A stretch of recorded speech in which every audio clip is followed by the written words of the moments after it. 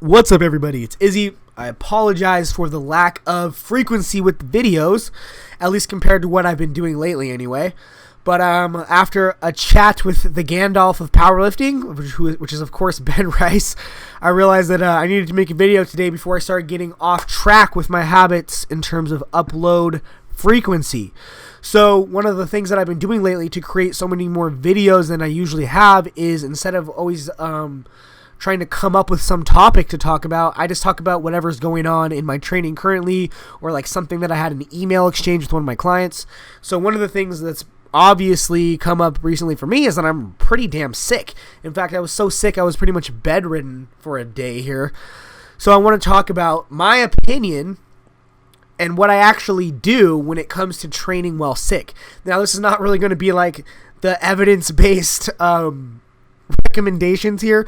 I'm going to tell you what I actually do and what I actually recommend for people to do, because let's face it, more often than not, powerlifters kind of tend towards the extremes on things, of pushing through things that maybe they shouldn't.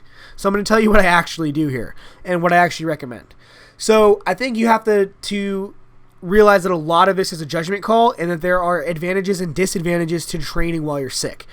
So first of all, one of my biggest rules is that if there's a fever, I just don't train. That's the automatic no-go for me, because I think when you have a fever, you can it's very risky. If it's a bad fever, you could actually end up, really, really hurting yourself, as it could, raise that fever to unsafe levels, and it's just not a good idea.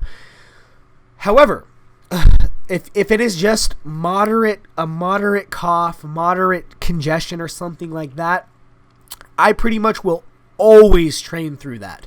I'll load up on, over-the-counter cold and flu medications, take a little bit more caffeine than usual, and just power through it. And I'll have to say that I've set many PRs while being a little bit sick.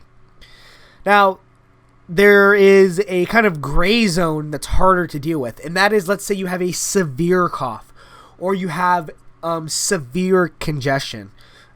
Okay, I think this is where it really comes down to a judgment call, because when you have severe symptoms like this, you can actually just make things worse, because training is a stress. The body treats training as a stressor, and when you're already sick, your body's dealing with physiological stressors as it is, and adding a tough training session to that can simply be another stressor on top of that taxes your recovery resources even further.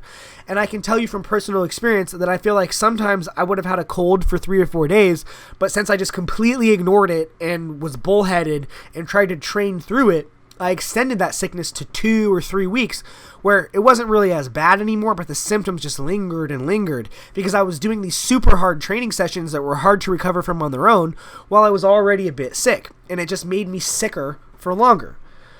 Now, the other extreme is, to just not train at all when you're sick. And I think the problem with that is that you can detrain really quickly depending on how you train. For you higher frequency, higher volume, DUP type of people, you're going to detrain more quickly than someone who's doing 5-3-1 or, a once a week type of program. So it can become more of a serious issue if you're talking about missing, 5, 6, 7, 8, 9 days in the gym. So honestly, if you have to miss a training session or 2 because you're severely sick, that's not a problem. It's not going to make that big of a deal in the grand scheme of an entire training cycle. And if you're really sick, just take the day off, especially if you don't feel like training because you're so sick. Just take the day off. It's only a day or 2. It's not going to make a big deal.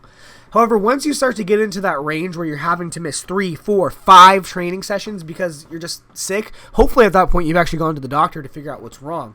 But let's just say it's like some sort of cold that's lingering. I think, in my opinion, what you want to do is at least get in some deload type training sessions. And this will literally be just the minimum amount that you can do to stave off detraining, while not adding more significant stress that's going to prevent you from getting over your cold. So again, there's a lot going on here, and again, there's judgment calls that need to be made, but my kind of rules of thumb, working from one extreme towards the other, is if you have a fever, do not train. It's unsafe and not a good idea. So just, if you have a fever, just say no. If you have severe symptoms, severe cough, severe congestion, and you do not feel like training, just take the day off, you know, or two even. It's not going to make a big deal in the long run to miss 1 or 2 training sessions. Now, if you have a lingering sickness that is causing you to miss potentially an entire week or even longer, I think at that point you want to start trying to think about getting in some deload type training sessions so that you don't detrain too much by the time that you come back. And again, you would literally treat these just like a deload session, because what you're trying to do is prevent detraining without adding another big stress that's just going to keep you sick for longer. And I can only speak personally on this one, but if I have a minor cough, minor congestion, just a minor cold in general, I'm going to train through that pretty much every single time. And again, I've set tons of PRs doing that. You'd really be surprised. I mean, a lot of times it actually makes no difference to my strength level, which I think really surprises people sometimes, because they think, you know, oh, if I'm even a little bit sick, obviously I'm going to be, you know, significantly weaker that day.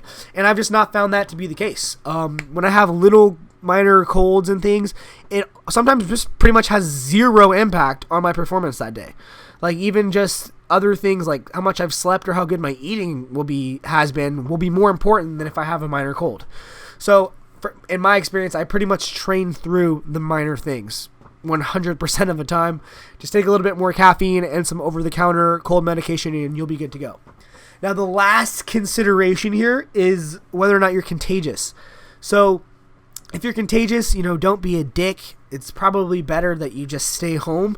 Don't get other people sick. You know, that is just rude and inconsiderate. And then other people have to deal with the same crud that you're dealing with.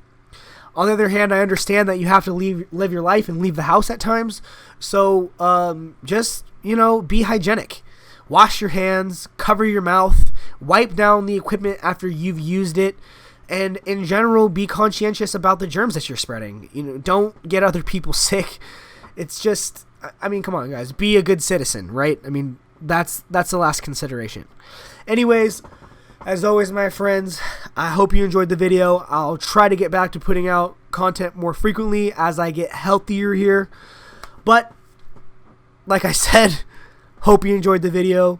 As always, good luck with your training and have a great day. Peace.